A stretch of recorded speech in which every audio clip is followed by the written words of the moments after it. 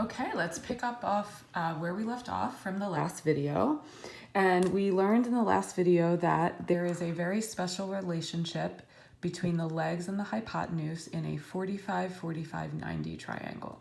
So let's do a couple of real examples. And you want to make sure that you have your notebook out and that you're writing all of this down. You can, of course, go back to this video at any time if you need to refresh your memory. So let's say you're given a problem. And you're given that this is a right triangle, and you see a 45-degree mark here. And you see a side labeled as 5. All right, the first thing you're going to want to do is, and this is what I always do, I always fill in all of the missing angles.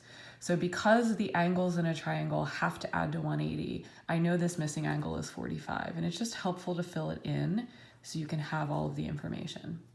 And then I'm going to say to myself, well, the two legs in a right triangle, especially a 45-45 triangle, because the base angles are equal, the legs are going to be congruent. So right away I can fill in this side as 5.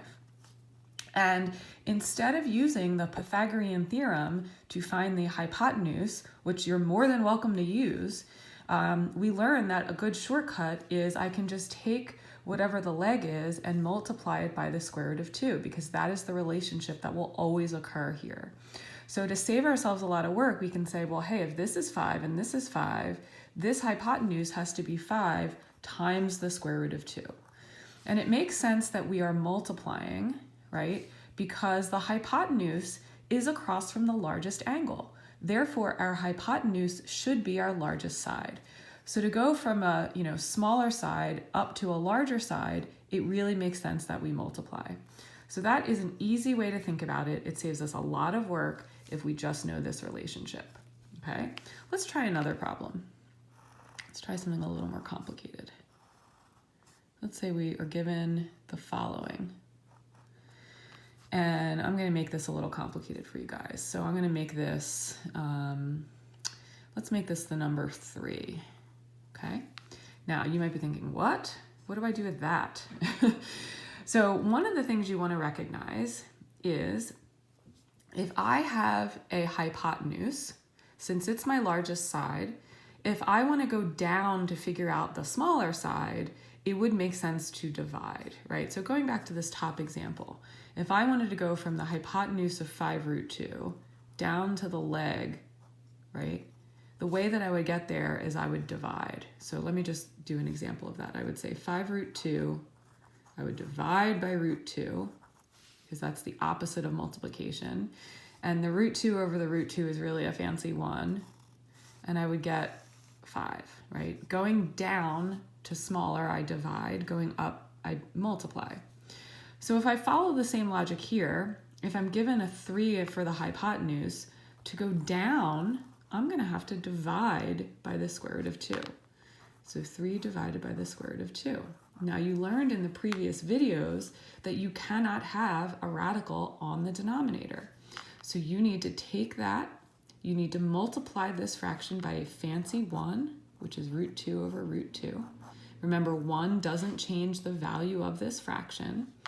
And you multiply across. Numbers multiply numbers, radicals multiply radicals. So 3 times 2 is just 3 root 2. You just smush them together.